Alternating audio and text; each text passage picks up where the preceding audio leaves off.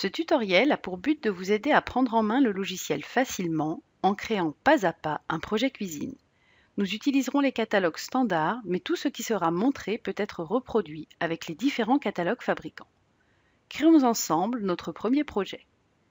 À l'ouverture du logiciel, cliquez sur le bouton représentant une feuille blanche. Cela signifie que vous souhaitez créer un nouveau projet. La première fenêtre qui s'ouvre vous permet de renseigner les informations commerciales. Vous pouvez ici renseigner les coordonnées du client, mais également choisir la devise et le taux de TVA. Renseignez les coordonnées et cliquez sur OK.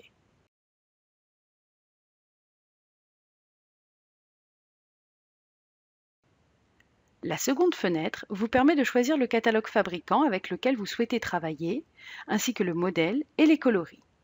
Choisissez votre catalogue, le modèle voulu, puis les coloris en vous laissant guider ligne par ligne.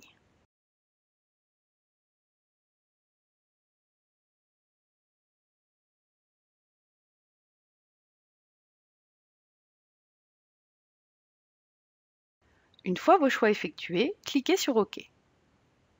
Enfin, la troisième et dernière fenêtre vous donne la possibilité de renseigner les dimensions de la pièce. En effet, vous pouvez indiquer la largeur et la profondeur de la pièce, la hauteur des murs, mais également gérer les angles, comme ceci par exemple.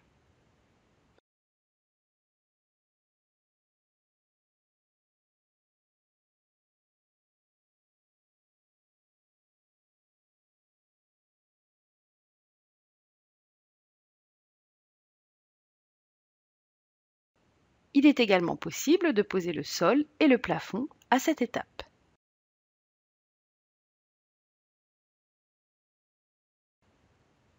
Une fois les choix effectués, validez avec OK. Vous voici maintenant sur votre projet, en vue de dessus, prêt à commencer l'aménagement.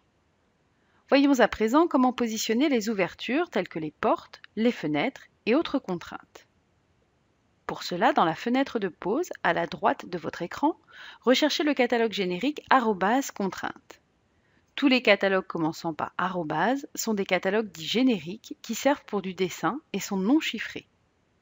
Attention, vous pouvez travailler en mode connecté ou déconnecté, soit en choisissant vous-même en cochant ou décochant ce bouton, ou bien si vous n'avez pas de connexion Internet, le système bascule automatiquement en mode déconnecté. La façon de travailler reste la même, mais pas le visuel. En mode connecté, vous aurez des vignettes apparentes, alors qu'en mode déconnecté, le catalogue apparaît sous forme de liste. Nous poserons les contraintes en mode connecté et les meubles en mode déconnecté afin que vous puissiez appréhender les deux méthodes. Une fois le catalogue sélectionné, choisissez le chapitre. Ici, nous choisissons Ouverture, puis le sous-chapitre Porte. Vous pouvez faire défiler les pages afin de choisir un élément. Une fois ce dernier trouvé, cliquez sur l'image. Vous pouvez ici changer les dimensions de l'objet. Deux lignes identiques existent pour cet objet, une ligne par sens d'ouverture, droite ou gauche. Vous pouvez également renseigner l'altitude de pose et choisir de poser l'objet sur ou sous cette altitude. Enfin, afin de positionner l'objet de manière précise, vous pouvez indiquer la distance de l'objet par rapport à la droite ou à la gauche d'un mur. Pour définir la droite de la gauche d'un mur, il faut s'imaginer dans la pièce, face au mur. Posez ensuite l'objet par un glisser-lâcher de la référence sur le mur souhaité.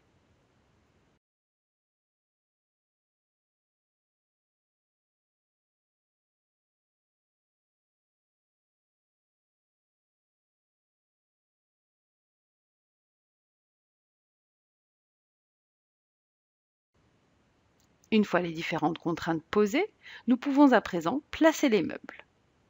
Pour cela, choisissons le catalogue @ cuisine générique. Voyons ensemble le mode déconnecté. Pour cela, forçons ce mode en cliquant sur ce bouton. Vous retrouvez le système de liste déroulante pour choisir le catalogue, mais également une autre liste déroulante pour accéder aux chapitres et aux sous-chapitres. Pour les catalogues fabricants, le catalogue est présenté sur le logiciel comme le catalogue PDF du fabricant. Vous pouvez ainsi naviguer à la recherche de vos éléments. Autre possibilité, renseigner la référence d'un article à cet endroit. Commençons par poser un meuble d'angle. Pour cela, recherchez-le soit avec sa référence, soit en faisant défiler le catalogue. Une fois l'article trouvé, vous pouvez, si autorisé par le fabricant, modifier ses dimensions. Vous retrouvez également l'altitude de pose, sur ou sous, ainsi que la pose de l'objet en partant de la droite ou en partant de la gauche du mur. Faites glisser-lâcher l'image de l'objet dans l'angle souhaité. N'hésitez pas à taper l'élément dans l'angle, le système le posera correctement grâce à l'aimantation des objets. La pose des autres éléments se fait simplement via un glisser-lâcher en cognant les objets les uns contre les autres. Le logiciel se charge de les placer correctement. À noter que vous pouvez pivoter les objets lors du glisser-lâcher. Il vous suffit de cliquer droit sur la souris lorsque vous emmenez l'objet dans la scène.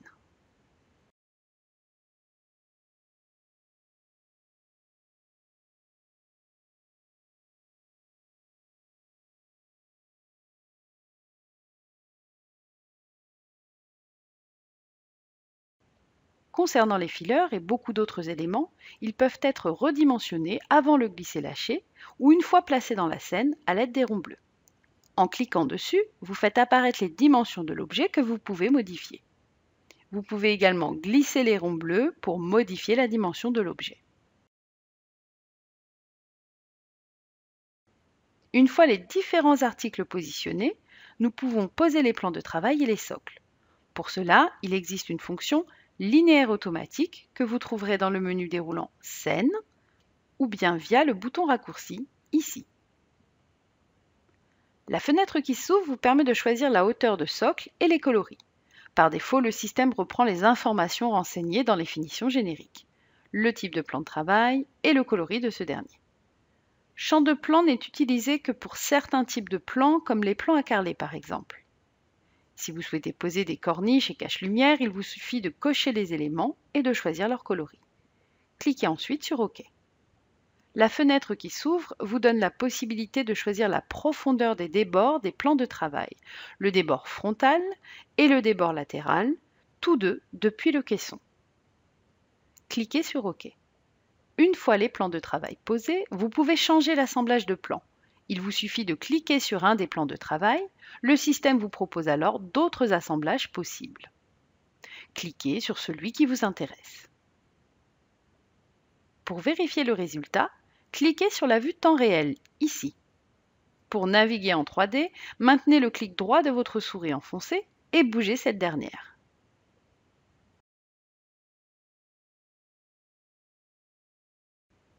Pour revenir sur la vue de dessus, cliquez sur ce bouton. D'une manière générale, les différentes vues disponibles sont visibles dans le menu déroulant Vues. Plaçons à présent les électroménagers et sanitaires. Choisissons le catalogue électroménager. Comme les autres catalogues, vous pouvez facilement choisir l'élément à placer. Choisissons des plaques de cuisson, puis, toujours en vue de dessus, faites glisser-lâcher l'élément au-dessus du meuble souhaité. Le système adapte l'altitude automatiquement.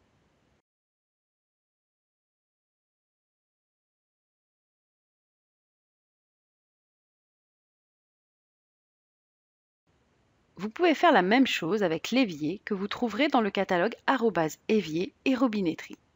Bien entendu, le fonctionnement reste le même avec les catalogues fabricants.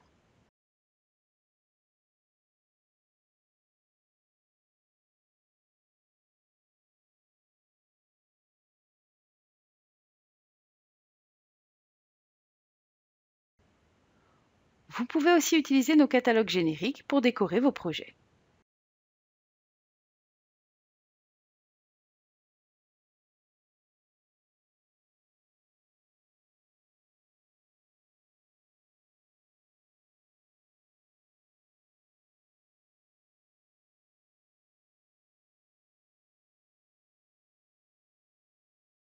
Pour positionner une crédence, il est recommandé de se mettre en vue d'élévation.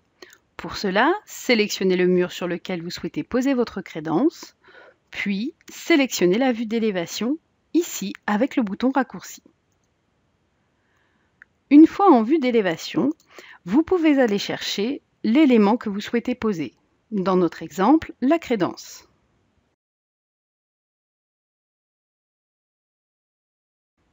Pour poser un élément en vue d'élévation, vous pouvez glisser-lâcher l'objet, comme ceci, et dans le cadre de nos crédences, étendre la crédence à l'aide des ronds bleus ou bien directement en modifiant les dimensions. Notez que vous pouvez vous servir de la vue d'élévation pour poser les meubles hauts par exemple.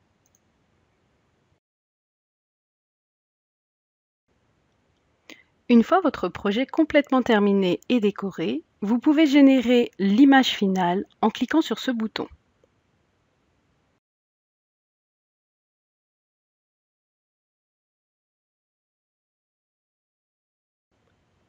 Une fois le photoréalisme terminé, une fenêtre s'ouvre vous permettant d'ajuster l'image avec les réglages de luminosité, de contraste, de couleur, de température et les halos lumineux comme les spots qui pourraient être présents dans votre scène. Enfin, pour accéder et gérer votre chiffrage, cliquez sur ce bouton. Vous y trouverez les différents éléments chiffrés de votre projet.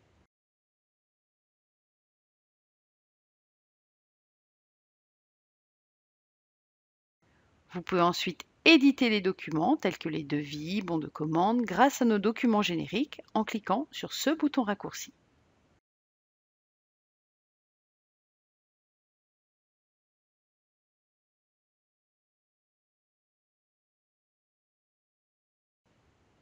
Il est possible d'aller très loin dans vos projets grâce au logiciel.